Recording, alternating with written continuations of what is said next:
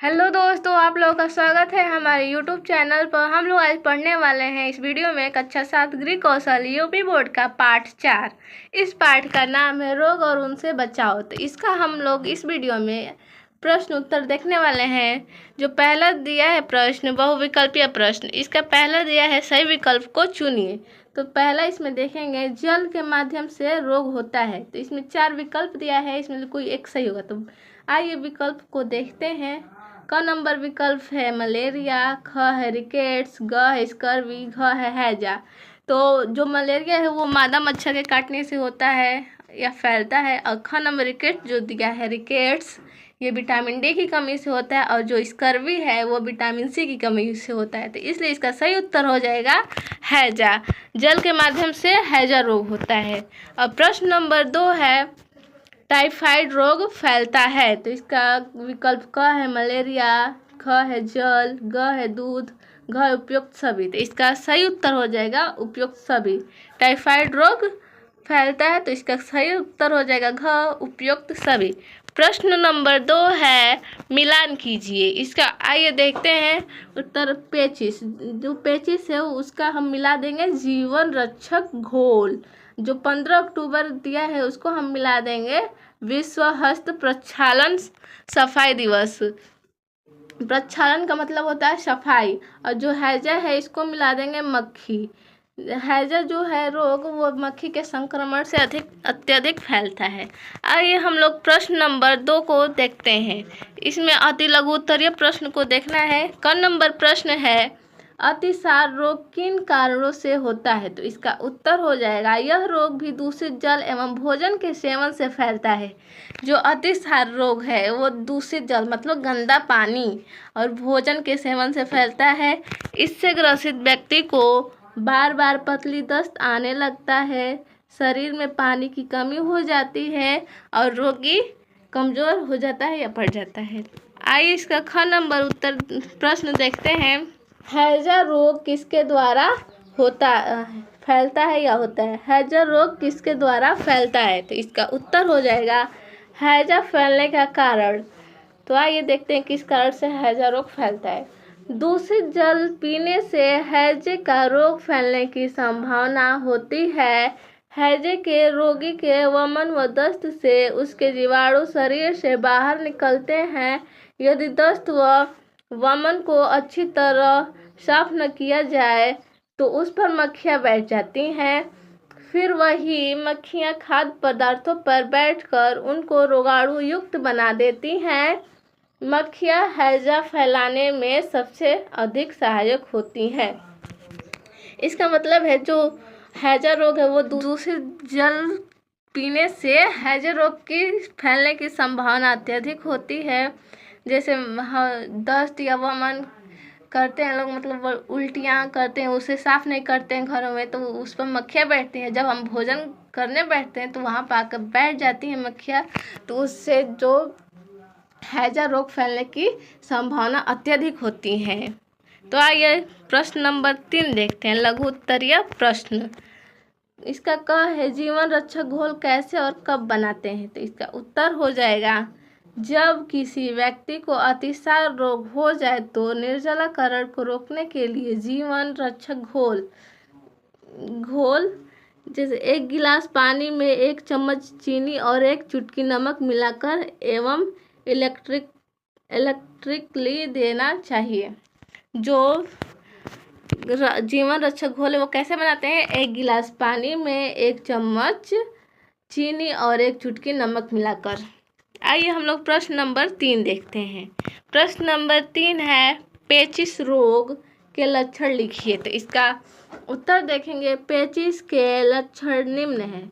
इसका पहला हो जाएगा पतले दस्त के साथ आव या खून आने की संभावना होती है। और दूसरा है कभी कभी बुखार भी आ जाता है। हम लोग अगला प्रश्न देखेंगे। प्रश्न 4 दीर्घ उत्तरीय प्रश्न। इसका प्रश्न नंबर क है टाइफाइड रोग के क्या लक्षण हैं और उससे कैसे बचा जा सकता है। तो इसका उत्तर आइए देखते हैं। टाइफाइड के लक्षण निम्न हैं। इसका पहला है यह सर्दी जुकाम या फ्लू से शुरू होता है और इसमें नब्ज ढीली पड़ जाती है। और दूसरा है रोगी को तेज बुखार आता है, तापमान घटता बढ़ता रहता है। और तीसरा है शरीर कमज़ोर हो जाता है, कभी कभी शरीर पर दाने दिखाई देते हैं। जब टाइफाइड होता है तो शरीर कमज़ोर पड़ जाता है और कभी कभी शरीर पर दाने दिखाई देने लगते हैं। और चौथा है उल्टी, दस्त, कब्ज की शिकायत रहती है। बचाव के उपाय अब देखेंगे। बचाव के उपाय, तो बचाव के उपाय निम्न प्रकार हैं। तो पहला है डॉक्टर से तुरंत परामर्श लें। परामर्श का मतलब होता है संपर्क, मतलब संपर्क करें, फ़ोन करें कि हमें ऐसा ऐसा हो रहा है, तो डॉक्टर से तुरंत परामर्श लें। और दूसरा है रोगी को पूरा आराम और सफाई पर विशेष ध्यान दिया जाए।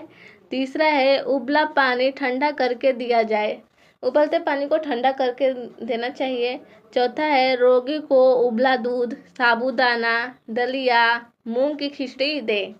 तो आइए हम लोग प्रश्न नंबर ख को देखते हैं। प्रश्न नंबर ख है भोजन संबंधी अच्छी आदतों से आप क्या समझते हैं, अपने शब्दों में लिखिए। तो इसका आइए उत्तर हम लोग देखते हैं। उत्तम स्वास्थ्य के लिए भोजन संबंधी अच्छी आदतें अति आवश्यक है जो निम्नलिखित हैं। तो आइए इसका पहला देखते हैं। भोजन पौष्टिक और संतुलित हो, भोजन स्वच्छता से पकाया जाए। जो हम लोग का भोजन वो पौष्टिक व संतुलित हो और भोजन को साफ सफाई से पकाया जाए। और दूसरा है भोजन करने का स्थान एवं भोजन करने वाले दोनों को स्वच्छ होना चाहिए। मतलब जो भोजन करने का स्थान है, मतलब जहाँ हम लोग खाना खाएंगे वहाँ का जो स्थान वो साफ हो और हम लोग भी स्वच्छ हो, मतलब साफ सफाई से हो। और तीसरा है भोजन को हमेशा चबा चबा कर धीरे धीरे खाना चाहिए। हम लोग जब भोजन करते हैं तो जल्दी जल्दी खाने लगते हैं, तो हमें वैसा नहीं करना चाहिए। हम लोग को चबा चबा कर आराम से धीरे धीरे खाना चाहिए और बासी भोजन नहीं करना चाहिए, मतलब हमें बासी भोजन बिल्कुल भी नहीं करना चाहिए। चौथा है आवश्यकता अनुसार ही भोजन अपनी थाली में लेनी चाहिए, भूख लगने पर ही भोजन किया जाए। मतलब जो चौथा है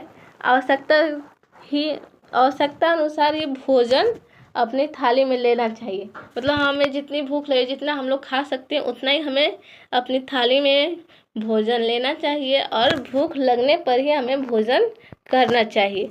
अब 5 नंबर है भोजन करने से पूर्व हाथों को अच्छी तरह से धोना चाहिए।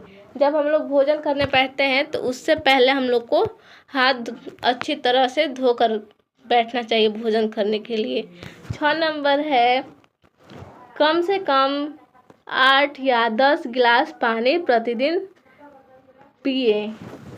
हम लोग को रोज़ाना 8 या 10 गिलास पानी पीना चाहिए। और 7 नंबर है अधिक मिर्च मसाला वाला भोजन न करके मौसमी ताज़े फल सब्जियां खाना चाहिए। हमें अत्यधिक मसाला वाला खाना या ज़्यादा तीखा खाना नहीं खाना चाहिए, हमें मौसमी ताज़े फल सब्जियां खाना चाहिए। 8 नंबर है भोजन पकाने, परोसने तथा खाने से पहले हाथ धोना चाहिए।